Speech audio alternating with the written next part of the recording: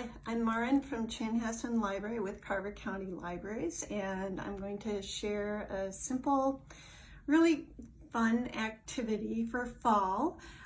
It doesn't require much in the way of materials. You'll be doing a fall leaf print, and basically all you need is some watercolors. I am going to use some watercolor paper, but you could use other kinds of paper too, and some leaves.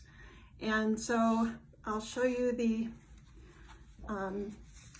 as far as the paper goes, here's just some regular copy paper that I used, and this is the result I got.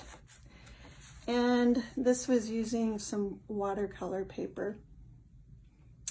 And you can see it's a little brighter, but I kind of like the pastel effect of this too.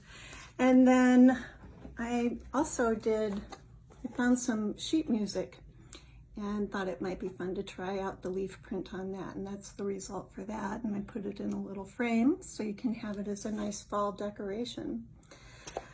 So when you're looking for the leaves to use, I'm going to recommend that they not be dried up. Maybe pick them fresh off the tree. I think they work a little better because you can lay them flat down on the paper. Then so we'll just go ahead and get started. The technique with the watercolor that we're using is called wet on wet, and it's really a fun way to work with watercolor if you've never done it before. So first I'm going to take my brush with some fresh clean water, and you're just going to start soaking a piece of watercolor paper, or your regular paper if you're going to use that.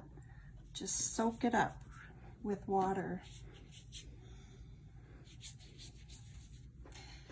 And of course you see I'm using some plastic underneath, so if you're worried about your surface, you might want to get like a plastic placemat or something to work on. So now I have it fully wetted down, and here comes the fun part. You're going to come in with your watercolors and just start choosing colors. I like to start with my lighter colors first because you want them to be nice and fresh. I'm going to soak up a lot of color and just start sweeping it on around the paper. And this is fun because you just get to go free for all with whatever colors you want. And what's fun about it with wet on wet is they start bleeding into each other, and it's fun to see the effects of that. You might want to think a little bit about where you put the color on the page, what kind of effect you might want, but really you can just go for it. I think I'll put some bright green in there, see how that looks. I didn't rinse it thoroughly, so it turned out kind of not as clear a green as I would like, so I'm rinsing it out and putting it on the paper. And you can see how it bleeds together on the paper.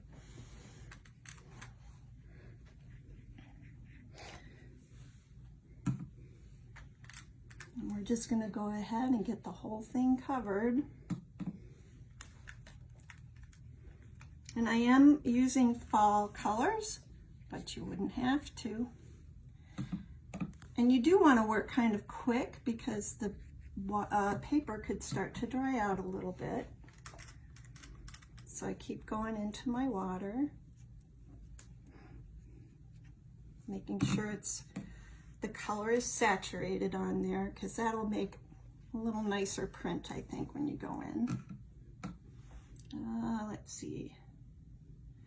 Maybe we'll go for some darker green over in the corner. Ooh, that's really bright. But fun. And I'm going to let that overlap and see what happens to the color there. Then I think to balance it out, I'm going to put a little bit down here. And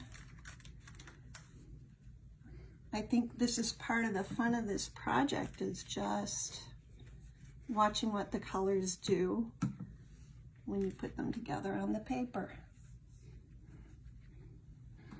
Maybe a little blue dot in there. Ooh, that's pretty.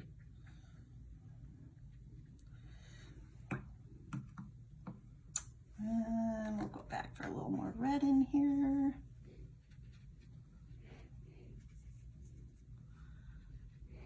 A little more, maybe a little purple. I like the purple and green together. That's a fun combo. And I might try and get a little more color on the brush so it's a deeper color, deeper purple. That is one thing you want to kind of watch for, is that your colors are pretty saturated. And so now I think I've got the whole thing covered, and I can start doing the leaf print part of it. So I have I think I've got 6 leaves here, and you can kind of think about how you want to arrange them, going different ways. I'm just going to lay it down on the paper and press it into the water. And that's why I recommend looking for leaves that are flat. You're going to get a better print. And you just press it down onto the paper. And try and think about, you know, spacing them around on the paper in a nice pattern. How that might look. I think I want kind of a big one coming up in here.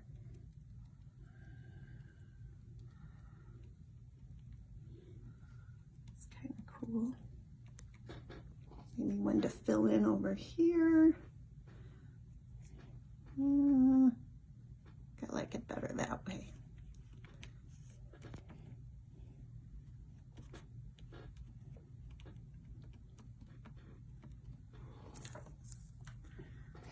I think I maybe could have gotten some more leaves to fill in. Maybe one big one up here.